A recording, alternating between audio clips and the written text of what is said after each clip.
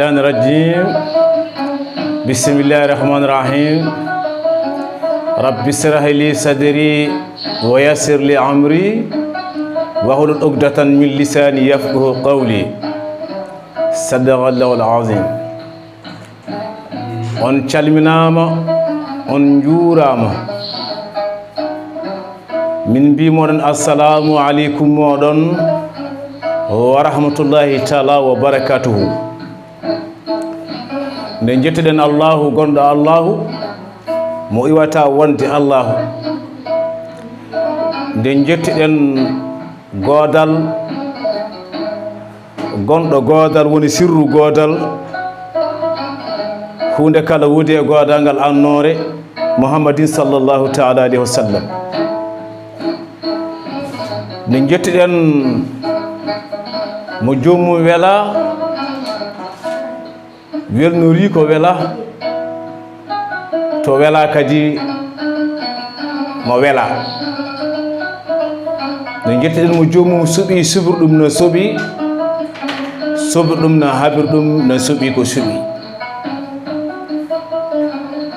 on woni muhammadin sallllahu taala alayhi wa sallam pular noon no wiya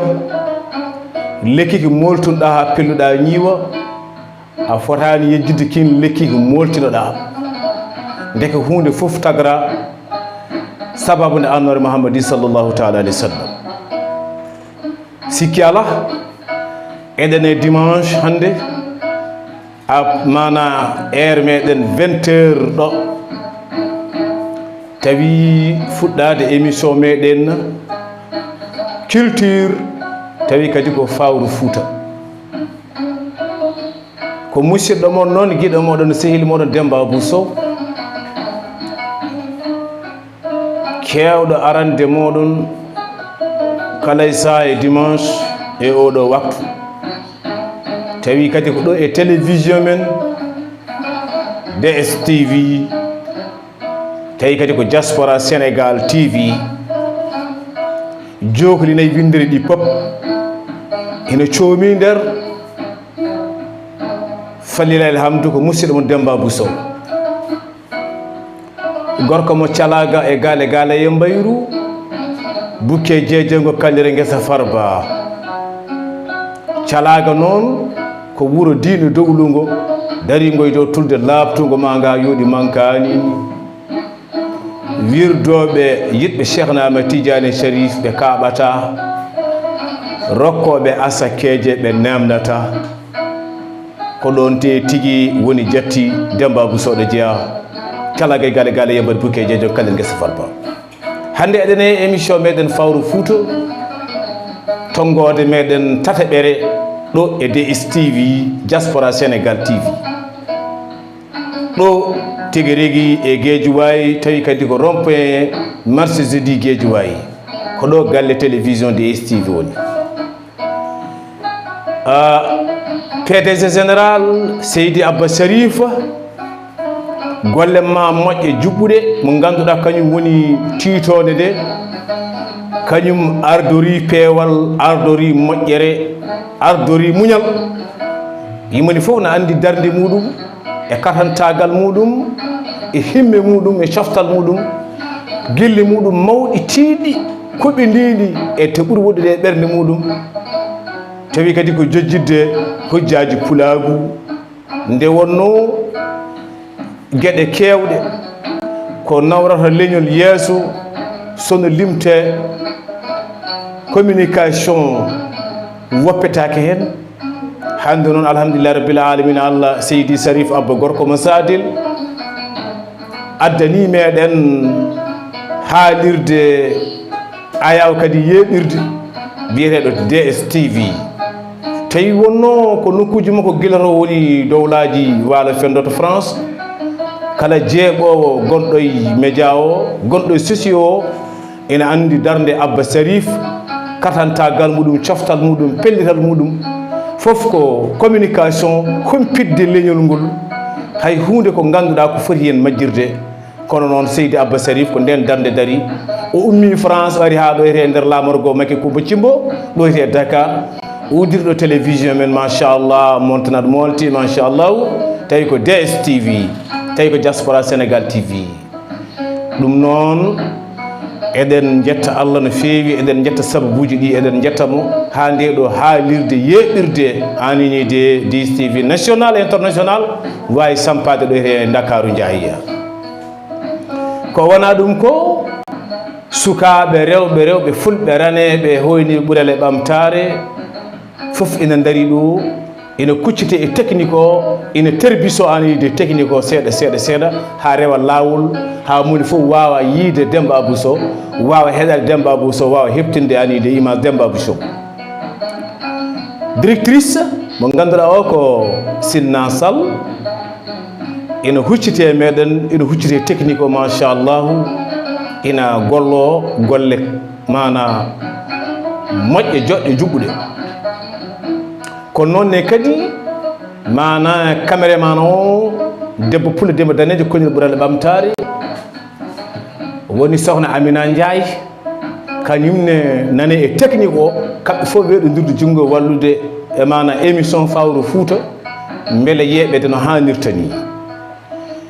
kono noonne kadi mana Omar Ndiaye machallah suka caganaɗo ceganeji kañum ngana ŋaccere yontaɓe kañum nane tiimi tigui rigui tableau mixal o ina gollo no hannirta ni machallahu joklinayi windere ko ni woni hande émission Demba Abdou Sow inchallah invité ko mankude hande mana temps to banggue invité mo ponɗen hebde o kono ina tijja dimanche garowo kono sikki ala émission o kañum koko ɗowata tan koko continta hay sinno ko salmodirde e bandiraɓe ɓe huccodirde kadi e bandiraɓe ɓe e yolde nde wasa yewde ha yimɓeɓe ganda émission Faawrou fouta de ina yaaha ha joni no foti yarude ni salminde noon hilifaɓe diine aada dunconoɓe meɗen duɗe l'islam nde wonno ceernam ceerno Saydou Nour Mamadou Lamine Seydi Samba Diogo Demba Amar Bires Bo Moudilor Paté Gallo woni ceerno Saydou Nour Ba o wi kala mo ala ceerno ko seyɗani woni ceerno muɗum ɗum noon an juulɗo an bandiraɗo yit ceerno hetto gando yit gando jeeɗa e malal gona e ɓural gona e daɗal hilifaɓe diine aada noon fof leydi Sénégal calminama noon calminirten hilifa Oumariya ceerno Bachir Mountaga Daha Cheikh Oumar Foutiyou mo ceerno Seydi Antoumani Mouhtar Samba Demba Jumato Halwar eɗen ñagonomo noon gurdam juɗɗam moƴƴam battande cellal kisal duumingal gam teddugal nelaɗo Allah sallllahu taala alayhi wa sallam kono noon calminirten khalifa galle ceerno Mountaga Ahmadou Mountaga Cheikh Oumar woni ceerno madani ceerno Mountaga Ahmadou Mountaga Cheikh Oumar Foutiyou Tall eɗen calminamo no feewi eɗen juuromo e ñagademo duwaw e DSTV fof kadi ñagademo duwaw nde mbaɗata duwaw kadi e galle o nono yarirta yeeso nono ɓamtorto nono towirta ha yiye nane heftine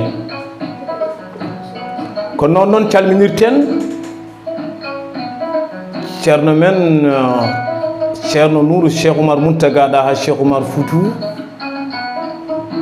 mo ceerno Saydou Antoumani Mouhtar Sambal Dembal Jumato Halwar ceerno Nourou Zaman eɗen calminamo no feewi eɗen juuromo ko noon calminirten no mbiɗen ni ceerno men ceerno Nourou Cheikh Oumar Mountaga Daha Cheikh Oumar Foutiyou mo ceerno Saydou Antoumani Mouhtar Sambal Dembal Jumato Halwar eɗen ñagonomo gurdam juɗɗam moƴƴam battande cellal kisal duumingal salminde noon bilato mawɗo leydi Macky Coumba Thimbo ñaganademo ɗowgol ngol o ɗowata ngol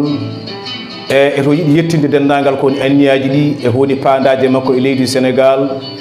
yo Allah waɗɗum nde wonno mawɗo leydi so dañi jaam mana alhamdulillah rabbil alamin Allah kala windere nde anide jimadi muɗum heeɓi jaam ɗum noon yo Allah wat jaam e leydi Sénégal eko taari reena hisna dunca firhinaji dunca musibbaji beyoji dunca anide alhamdulillah rabbil alamin ñabbuli beyoji gam teddugal nelaɗo Allah sallllahu taala alih w sallam ko wona ɗum ko eɗen jiɗi so tawi woni technicien meɗen ne hebli so Allah jaɓi jaabima o addana meɗen mana annore o addana meɗen annore tawi ko Malik Paate Mugu Gaysiril Kumba Bembal o woni Malik Paate Mugu Gaysiril Kumba Bembal tawine morso pattam lamo ɗo yimi ananide o mo ganduɗa ko ceerno Nouru Cheikh Oumar Mountaga ɗaha Cheikh Oumar Foutou mo ceerno Saydou Antoumani Moukhtar Sambal Demba Aljuma to Halwar ɗum noon eɗen ketto Malik Paate Mugu Gaysiril Kumba Bembal tawi ko morso ɗo yimi ceerno Nouru Cheikh Oumar Mountaga ɗaha Cheikh Oumar Foutou ceerno Saydou Antoumani ɗum noon technicien o rokki men Malik Paate Mugu Gaysiril Kumba Bembal tawi ko morso annore tawi omo yima ceerno men ceerno Nouru Cheikh Oumar Mountaga ɗaha Cheikh Oumar Foutou Seydi Tall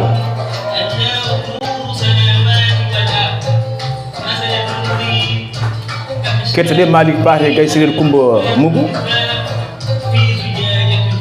o woni Malik Paate so mana morso annore tawi o yimma ɗum ko ceerno Nouru Cheikh Oumar Mountaga ɗaha Cheikh Oumar Foutou Tall Seydi Tall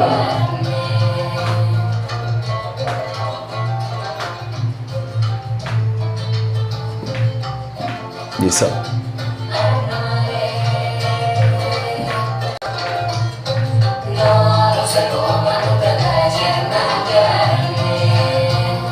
Pre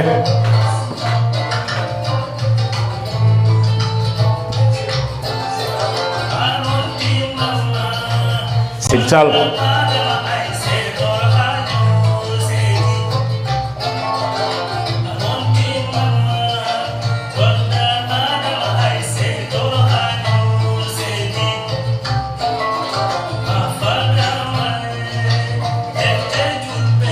Lisa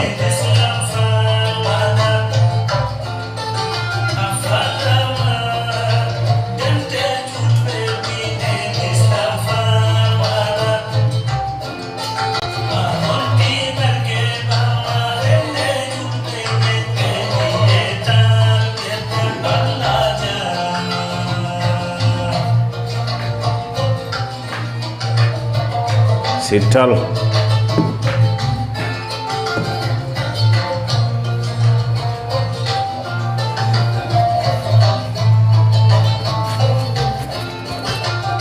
en direct ko en direct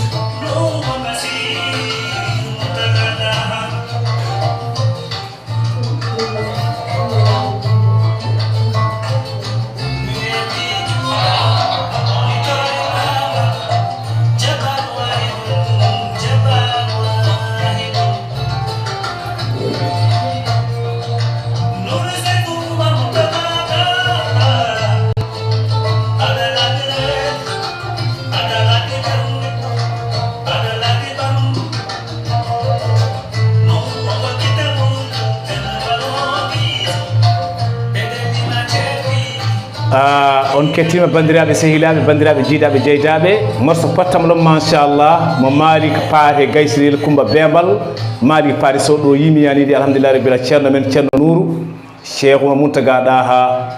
Cheikh Oumar Foutou mo ceerno Saydou Antoumani Moukhtar Sambal Demba Aljuma to Halwar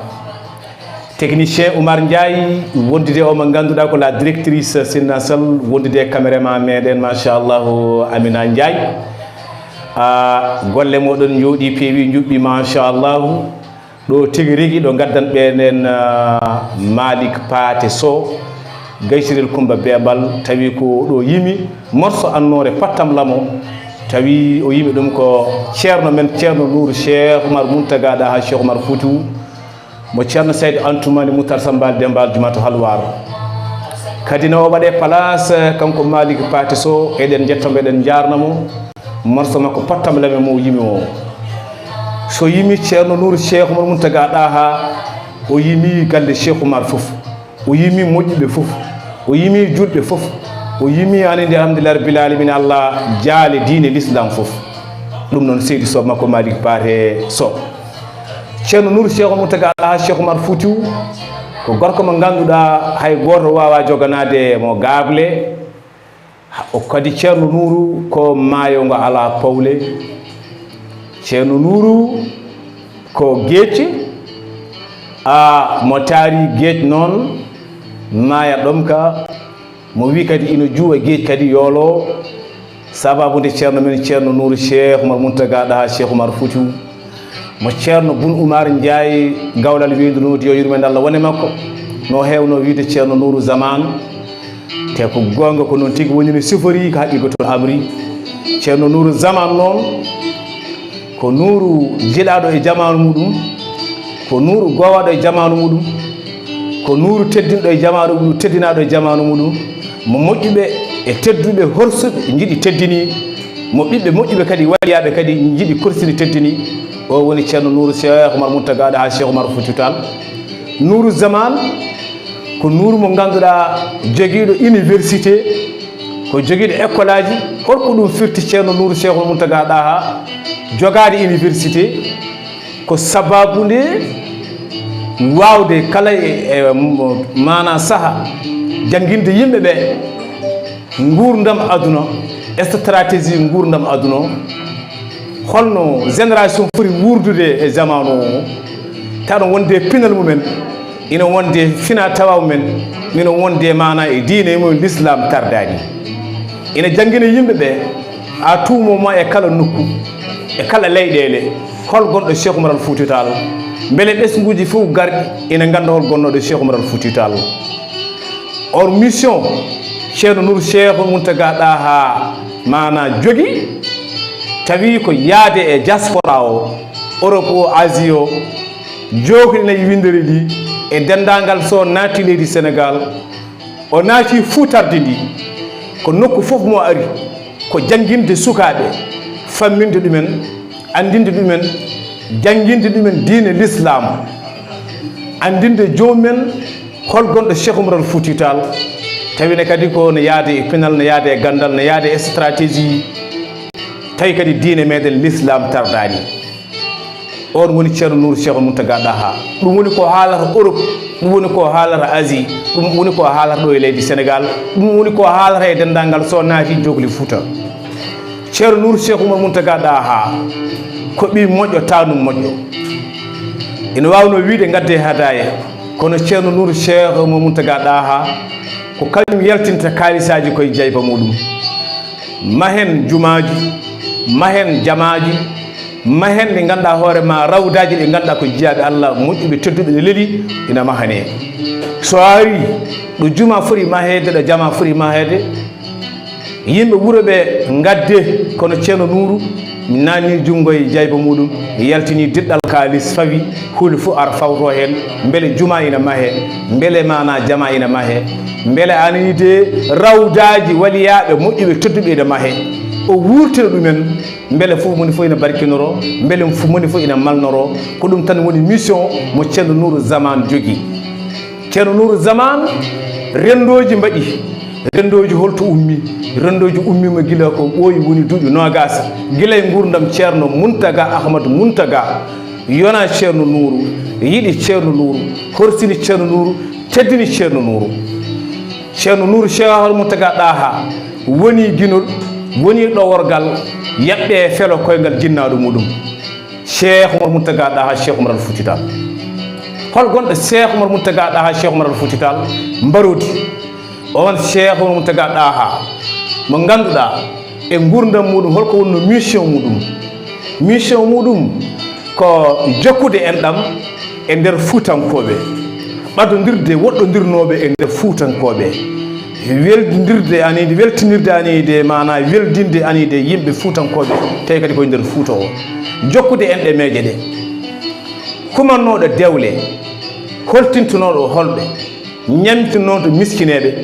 ko ɗum ɗo mission Cheikh Oumar Mountaga ɗa ha Cheikh Oumar Fouti Tall waɗatno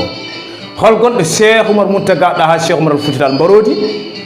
so tawi no gammuji mbaɗi e nder gurdam makko so naati Fouta o ari ho nokku meɗen ɗo wiyete Calaga gale yo mbaɗi bukke jeejon kadir guesa Farba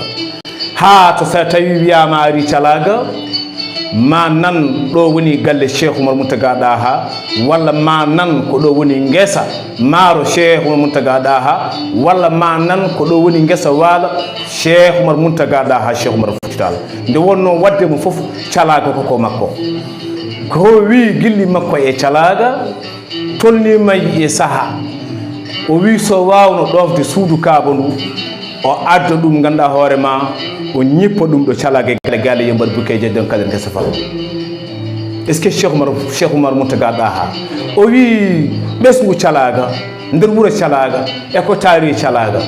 duwaw o ñaaguima Allah jaaɓi o wi kala ko ndemɗon barkintu o wi hayso on ndemani ala foof gallo gonowo ɗo yete alhamdulillah rabbil alamin ho manka daña ko hirti walla ho manka daña ko ñaami bottaji galle fof gonɗo ɗo so remani e so jiggakine mo dañ ko ñaami barme makko abada hippotako ɗum koɗo Calaga ɗo e ko taari Calaga o taari wuuro Calaga anide laabi jeeɗiɗi on duwaw o rufi ɗum anide e nder wuuro meɗen Calaga e gale e mbayru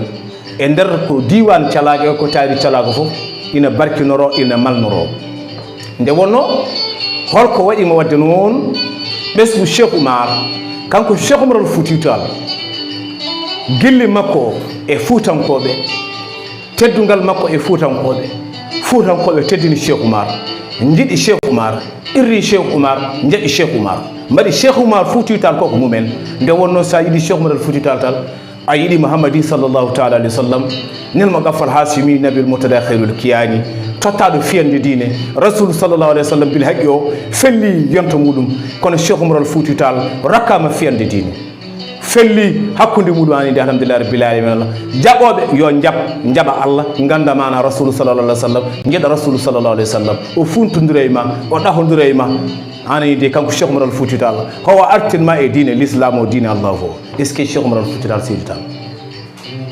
kanko Cheikh Oumar Fouti Tall nde wone e lappi makko nde wone e alhaaliji makko jidde fellode jihadi kono haado fellode jihadi eɗen gandi jokkere Cheikh Oumar Fouti Tall hakkude muɗum fuutankoɓe hajjoyi laabi jeeɗiɗi hen hajji fof momo yaaha omo ara e wuuro ngo fof ngo ari omo jippo ɗonete ananide mawɗo wuuro ngo omo jippo ɗonete almami wuuro ngo o jippo yontaɓe wuuro ngo waliyaɓe wuuro ngo anide gon wuuro e sernaɓe gon wuuro Cheikh Oumar Fouti Tall ko ni jokkirtuno en ɗam e nder ɗin laabi kanko Cheikh Oumar Fouti Tall kalantummon nde onon diaspora TV ha joni gonɗen koye télévision men DSTV diaspora Sénégal TV so nani édition 4e édition bannoɗo ko ɓenni ina yaare édition ngaji 4 jeeruji 4 baɗi ɗo Calaga e gale e mbayru holko taki mon famminede ha gandin ɗon holko saabi oɗo ziyara ina waɗa ɗo wuuro Calaga e gale e mbayru bukke jeeje ngo tawi guinol ngol na ardi ɗum ceerno Nourou Cheikh Oumar Mountaga ɗa ha Cheikh Oumar Fouti Tall ina ardori ɗum muñal ina ardori ɗum peewal ina ardori ɗum gandal e nunɗal e moƴƴere e teeyre e gandal e fof ɗum woni ceerno Nourou Cheikh Oumar Mountaga ɗa ha Cheikh Oumar Fouti Tall e nder ndi laabi e nder Fouta Allah addimo ha ɗo wiyete doɗel diiri tawi koye mana on ñalawma ko waktu takkusan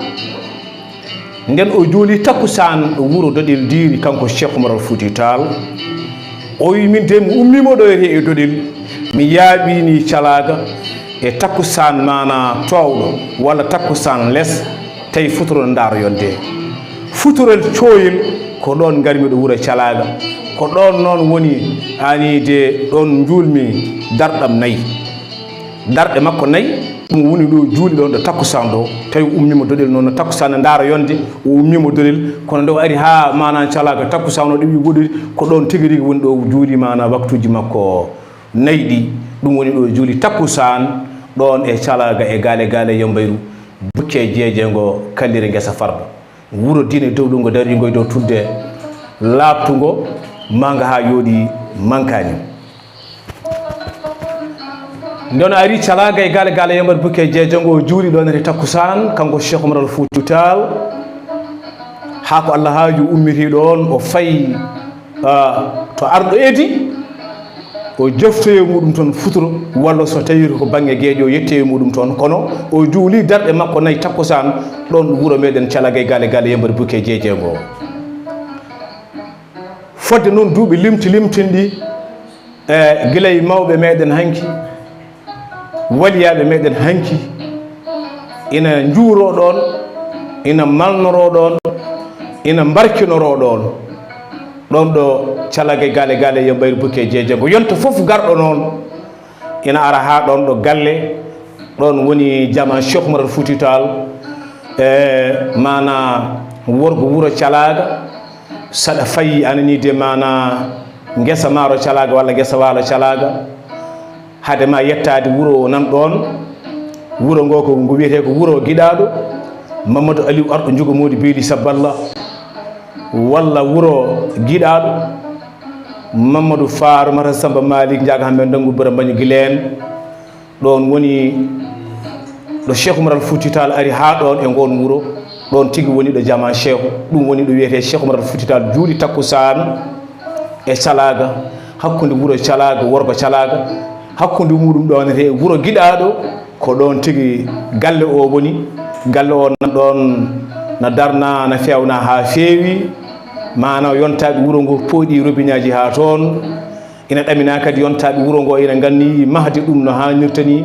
ha mahe waɗe clôture waɗe jama ko ɗum addi noon jamanu fof no ɗe yonta mum fi kulli zamani rijal jamanu fof e wori muɗum kono noon Allah hawrdini hen ceerno Bachir Mountaga ha Cheikh Oumar Foutiyou Tall mo ceerno Seydou Antoumane Moutar Sambal Dembal Jumato Halwar Allah risi en reeni en kanko ceerno Nourou Zaman hitande fof nde o ari gammuɗo wuuro meɗen calaga omo nodda wuuro ngo omo nodda tigui tigui mana seereɓe wuuro ngo e almuɓe pop ɓe jaaɓano toon to Cheikh Oumar Foutiyou Tall julno takkusan ɗo wuuro meɗen calaga ɓe mbatton zicruji mabɓe ɓe mbaɗa toon tigui tigui dendagal dewe mabɓe Allah dendagal wirduji mabɓe dendagal fof mabɓe beele ina malnore beele ina barkinore duwa huftodina taw ni koye adunaru ndu taw wona calaga tan Allah resi en reeni en ceerno Nourou miijo arani ɗum wonde noon Cheikh Oumar Foutiyou Tall juuli takkusan ɗo ete calaga e yamirore noon e wayno yaade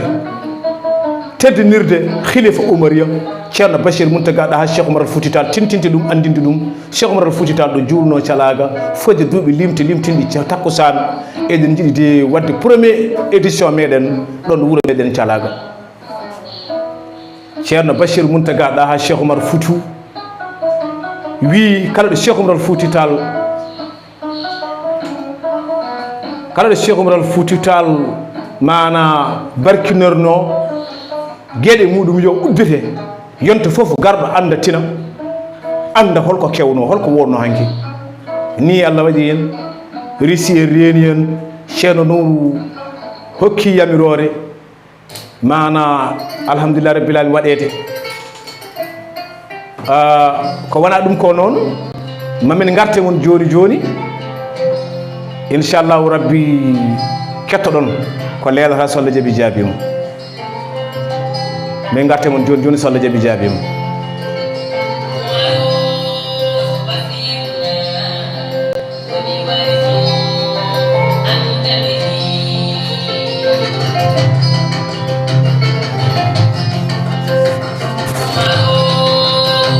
tamtide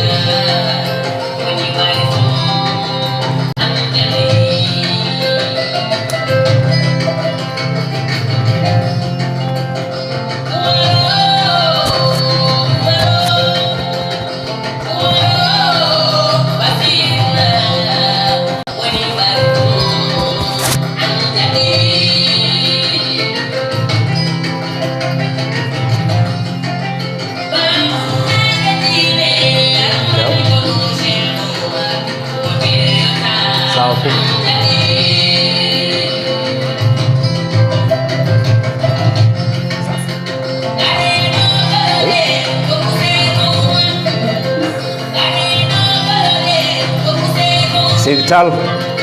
kan Demba Abdou may Seydi Aljuma yara Aljuma iskay masha Allah Cillel Mbaye grand diva du Fouta o woni Cillel Kumbu Mar Binta Mariam Demba Boubou Djuggal Seydi Mbaye ɗo min kettoto ɗo jimata tigi rigi Cheikh Oumar Foutiyou Tall Seydi Mbaye ko noon min calminirta Farba Mouhamadou Sega Malal Mamman Diop Momar Farba Ceeluji Bokoro Masulu Mbañi Ñang Diop demane fara afe walla noon tan Bokor takko ndellem Biram Jeñigi Senjigi Sey Malal laya gallo pewdono ɗe Samba Guela jeegi o woni Farba Gallat Farba Mouhamadou Sega Malal gorko mo ɗoɗel diri tawi kadi ko Farba Ceeloji nde wonno haaltoɓe hanki haaltoɓe hande e haaloɓe janggo woni ɓeeɗo awluɓe nde wonno sinno wonano gawlo hanki men majja yoolo sinno wonano gawlo kamɓe goni noon kadi laalo e enɗam askoji kadi majja yoolo nde wonno ko kamɓe goni jokkoɓe enɗemeje ɓe ko kamɓe kadi tigi rigui goni waɗoɓe laalo e enɗemeje ɗe ko kamɓe goni tigi rigui ubbitoɓe fina tawa ko kamɓe goni tigi rigui jangtotoɓe ani de ko waliyaɓe e moƴƴuɓe e yontaɓe e jabareji ko mbanno hanki ɗum waɗi noon neɗɗo o ka jontaɗo e nder ko gonɗa jontaɗo ko sa waliyu muɗum sa gando muɗum sa lamɗo muɗum sa galo muɗum hunde fof faggo kono hoto woppu gawlo caggal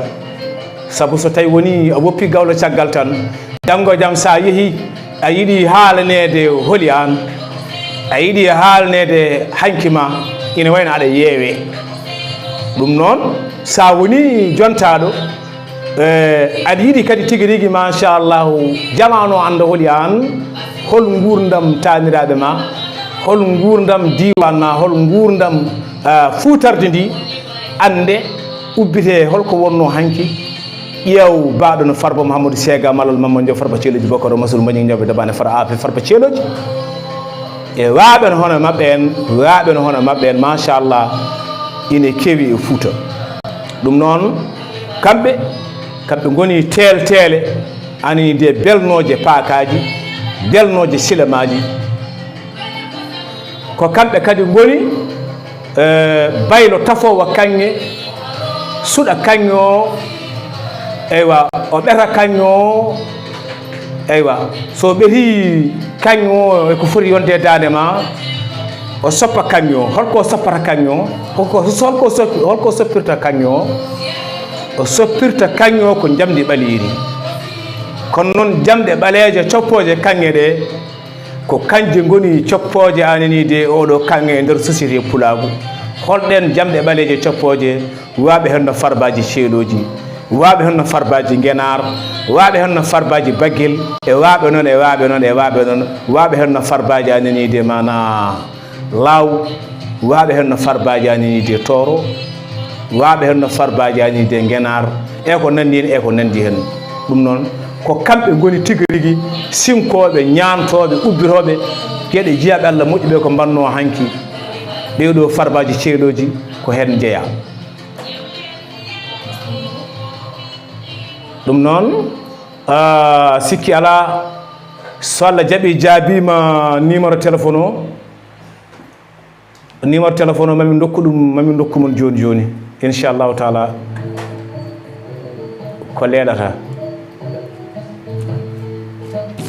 numéro téléphone o inchallah ɓoyata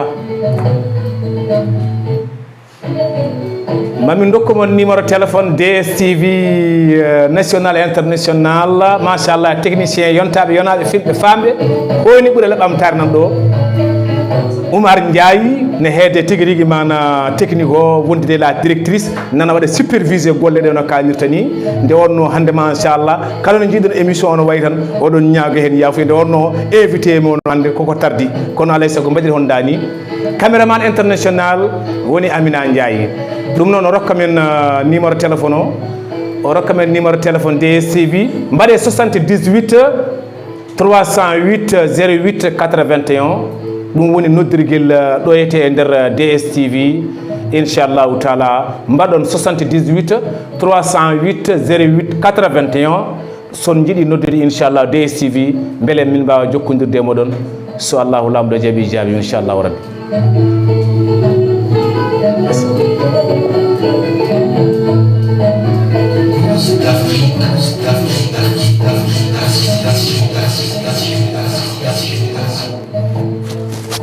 isa ɗo woni tono ha ɗo woni tono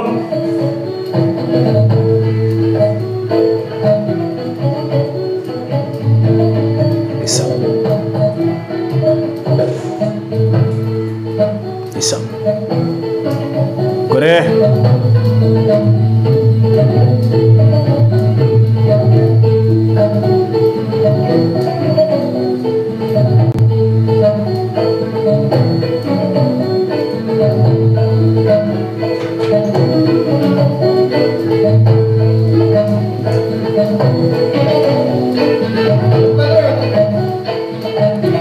assalamu aleykum ɗum noon bandiraɓe ha joni so jiiɗi noddude DSTV inchallahu rabbi mamin dokku mon numéro téléphone o mamin dokku mon numéro téléphone o inchallah mbatton ko 78 mbaɗon 308 mbaɗon 08 81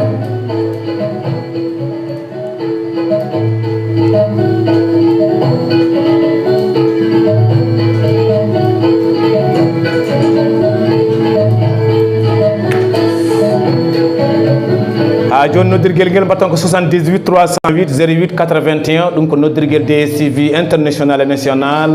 diaspora Sénégal TV émission moɗon Faawrou fouta mo Demba Abdou so heewi ɗo wonde moɗon kala dimanche à partir de 20h 21h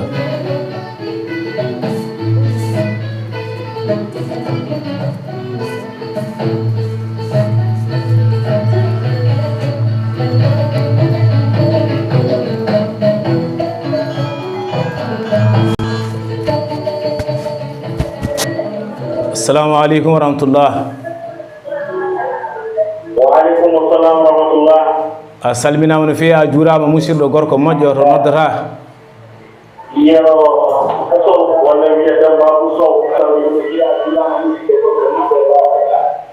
wallahi tigi wallahi ko mawɗum holi musidɗo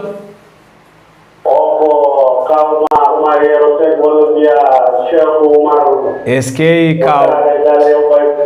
ce que kaw Oumar Yero Seck animateur technicien machallah gandaɗo gowaɗo tawi kadi ko radio ɓamtare doɗel diri Seydi Seck kaw min calmini min juurimama Seydi Sow min calmini min juurima min beltima e wani ɗen ɗo e nder diwate eɗen jeemmano haalirde est ce que mana yo Allah yewtirmon moƴƴere Seydi Seck min beltani moɗon no fewi sanne sanne dennaɗam bandiraɓe noon heɓoɓe e Facebook ha YouTube yo hetto sinon taw noon tawa DSTV ko ɓe jagge aduna fof ina yeeha ina woodi inchallah wallahi tigi ko neɗɗo yiiɗi wawi ɗum kadi inchallahu rabbi ina wona e jaɓɓal ko leelata so Allah jaaɓi tawa ina wawa yeɓede banggueji kala no hanniri ni so Allahu lamɗo jaaɓi jaabima ɗon ñaala moƴƴo tan amin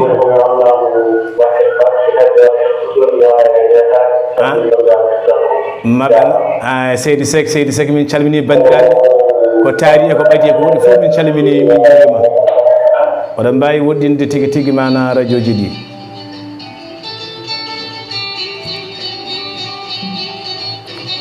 ɗum noon la directrice si yaɓɓoyi won 3e morceau nan ɗon de 3 minutes si yaɓɓoyi beele ma rokkoyammo inchallahu taala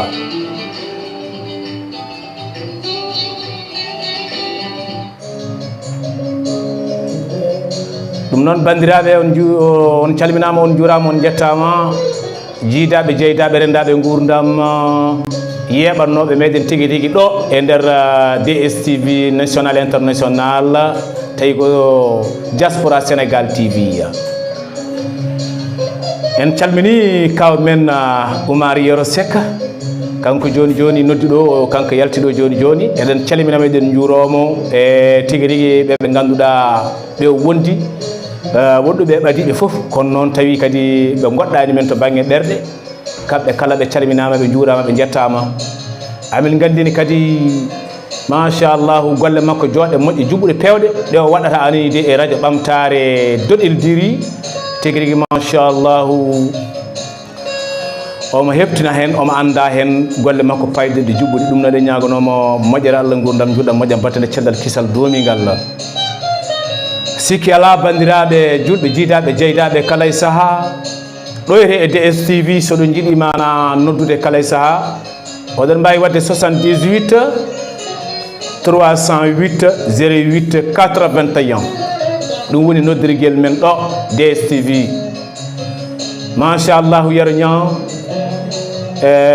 ña gawlo ceeroji gorko mo doɗel diri gawlal fayida guitariste machallah international amin gandi ko fiigo makko segene makko woni ɗo ɗum noon golle makko jooɗi moƴƴi peewi juɓɓi mana bawɗo ko waɗata ko kadi mo aduno jamanu andi kadi bawal muɗum ko waɗata ko banggue guitare machallah oɗo tara Cheikh Oumar Foutital beɗɗaɗo belɗo heɗade e novru tufam ɓernde oɗo guitare ko Yero ña gorko mo doɗel diri jeeɗo kadi e farba ceeloji ko kañum tigui woni hoɗata ɗo he oɗo guitare ɗum noon Yero ña ɗo gonɗa eno gonirɗa fof min calmini min juurimama amin gandi noon a waɗɗani hono musidɗo ma o ñallaɓɓerijo ma on Oumar Ndiaye Sall Oumar Ndiaye Borgo amin gandi a waɗɗanimo min calminimo no fewi min juurimomo l'homme de développement l'homme de tous les temps l'homme mo ganduɗa hay goto mana meeɗa yejjidde baɗi muɗum e moƴƴereji muɗum gandal muɗum tigui rigui femde muɗum guilli muɗum kadi anide e territoire muɗum mo woni o ɗum noon Oumar Ndiaye Sall gorko mo doɗel diri min calmini min juurimama no fewi sanni sanni kettoɗe Farba Yero ña gorko mo doɗel diri kettoɗe mo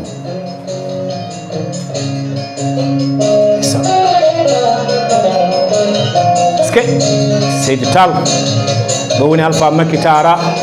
mo Yero ña hoɗata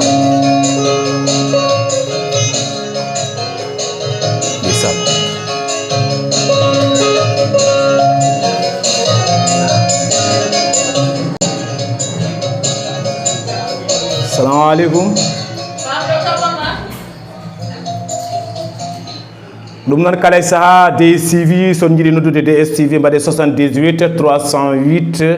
08 81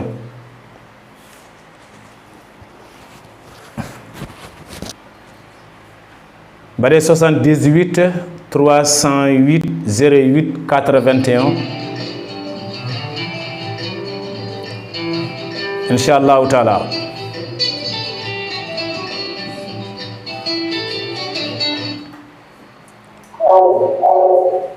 assalamu aleykum wa rahmatullah holi musidɗo bisimilla to noddata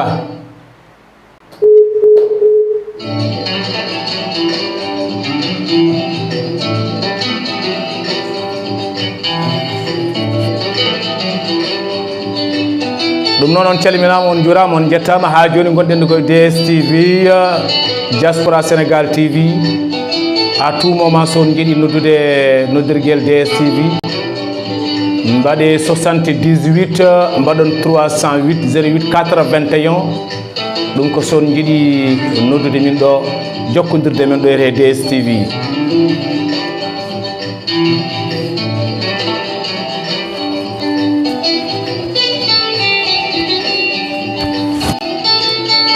ɗum noon kettoɗe machallah oɗo guitare segene belɗo mo keɗoto ɗon hono Farba Samba Sidi Seck gorko mo hoore fonde walla gorko mo gollere walla ni gorko kadi mo doɗil tawi kadi ko gawlal fayida kewɗo arande mon émission yeela 2STV tawi ko guitariste kadi machallah gandaɗo gowaɗo mana ko guitare muɗum woni ɗo ko kañum keɗor ɗum ɗo morceau ana hande noon so rewɓe awluɓe hande gonno ɗo ma toƴƴatno daaɗe yeela ɗo ɓe kewi fuɗɗorade ɓe mbiya kulɗo reedu jeeya fomuro jeeya ñaage tikka jeeya tawi noon on saaha paali anide paraɗi piyi ɗum noon Farba Samba Sidi Sekka min calmine min juurima ɗo gonɗa ene gonirɗa wondude o mo ganduɗa ko ceerno Potte Mbom gawlal fayida gawlo Allah Abdoul Qadiri Kane Hammadou Lamine Mata Abdoul Ali Hanne juulɗo gorko kadi mo koɓɓiɗo eɗen calmina mo no fewi eɗen juuromo kala e saaha no mbiɗen ni tan ko musidɗo Demba Abdou Sow ɗo e DSTV machallah rewɓe fulɓe raneɓe ɓe ina ɗo e kucciti meɗen omo ganduɗa tigui rigui machallah ko la directrice Sinna Sall wondude Amina Ndiaye wondude tigui rigui Oumar Ndiaye nanto heedi tigui rigui machallah e technique o ɗum noon Seydi Abba Sharif ɗo gonɗa ene gonirɗa fof kadi min calmini min juurimama ko wona ɗum ko ñu ngi nuyu sunu xarit am di jam yi bi nga xam ne ñu ñoo bokk même entreprise ku nga xam ne mooy Arouna Fall grand comptabilité allo assalamualeykum wa rahmatullah wa aleykum salam wa rahmatullah min calmini min juurimam holi musidɗo to noddata Abou Demba Sow ko gonga Seydi Abba Sharif gorko mo Sadel Seydi Mana Haydara min calmini min juuri wallahi min calmiti mama PDG général mo ganduɗa kañum huufi haalirde nde huufi kadi liggoroɓe haalirde muɗum Seydi Haydara min beltanima émission mono e dawa ensemble équipe mono wallahi yo allahu weltone Seydi Mana Haydara yomin gonɗa min jeema on machallah min beltine rewi lawol eskey Seydi Haydara équipe o fof salminama e dow kamɓe gol Sinna Sall eskey ɓe kettima sanne sanne kadi ko kalna e ceerno Nouru ko waɗi min beremo no feewi eskey Seydi Haydara amin gandi ceerno Nouru kadi ko ñallamɓe rijo ma Seydi Haydara kadi ko mbaɗɗa ko kadi machallah ko welema jokke goɗɗe eskey Seydi Haydara min calmini ko wuɗɗe ko takke ko ɓadi foof merci on jarama merci beaucoup merci Seydi Haydara ɗum noon bandiraɓe diaspora jiidaɓe jeydaɓe rendaɓe gurdam noddunoɗo joni ko mawɗo galle o PDG général woni Seydi Abba Sharif hande tigui rigui o arani ɗo kono noon hande ina wayno ari saabu gandal makko ɓerde makko e pelliral makko e tigui rigui eɓe huufi ɓe ina wayno kañum e lomtimo ɗum noon Seydi Mana Haydara min calmini min juura min ñaganimama gurdam juɗam moƴƴa battande nde Allah yettintante men pandaji meɗen e ko jiɗɗa tigui rigui banggue leñol ngol eɗo jiɗɗa mana yetto ha daro dow soyniji e heptine yo Allah waɗa men ɗum gam teddugal nelaɗo Allah sallllahu taala alih wa sallam ko wona ɗum ko mandi ɗon wax léegi ñu ngi nuyu sunu xarit am di jami yi nga xam ne ñu ñoo bokk benn entreprise SAD sunu xarit mooy Arouna Fall comptabilité internationale ku nga xam ne ku mun métier yam Arouna Fall ñu ngi lay nuyu ñu ngi lay bëggee si émission Faawrou Fouta Demba Abdou salaamaaleykum wa rahmatullah min calmini min juram holi musidɗo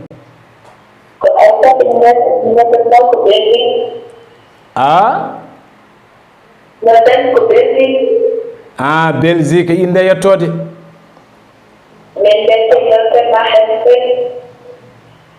est ce que debbo pullo min manki nande inde nde kono noon an noddo Belgique min calmini min beltanima min gandi ko neɗɗo yiiɗi wawi ɗum sanne wallahi yo Allah weltane DSTV fof kadi ne weltanimama no salmimama no juurama sanne amin ya ilahi min beltanima moɗon mbaɗi kadi ko neɗɗo yiiɗi wawi ɗum